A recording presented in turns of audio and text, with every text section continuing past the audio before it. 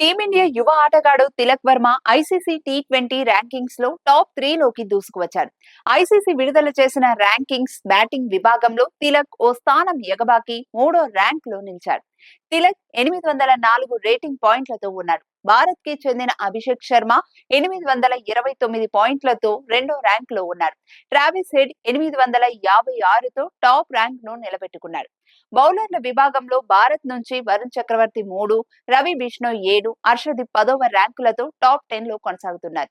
Team India యువ cricketer Tilak Varma English కౌంటీల్లో ఆడనున్నారు. ఈ ఎడమ చేతి వాటం బ్యాటర్ హంప్షైర్ క్లబ్ తరఫున కౌంటీ ఛాంపియన్షిప్ లో పోటీ పడనున్నారని హైదరాబాద్ క్రికెట్ సంఘం ప్రకటించింది. యూకే కౌంటీ ఛాంపియన్షిప్ లో తమ తరఫున ఆడాలంటూ హంప్షైర్ క్లబ్ తిలక్ ను సంప్రదించిందని, అందుకు అతను కూడా అంగీకరించాడని తెలిపింది. 22 ఏళ్ల తిలక్ భారత్ తరఫున 25 టీ20లు, 4 వన్డేలకు ప్రాతినిధ్యం వహించాడు. టీ20లో 749, వన్డేల్లో 68 పరుగులు సాధించాడు.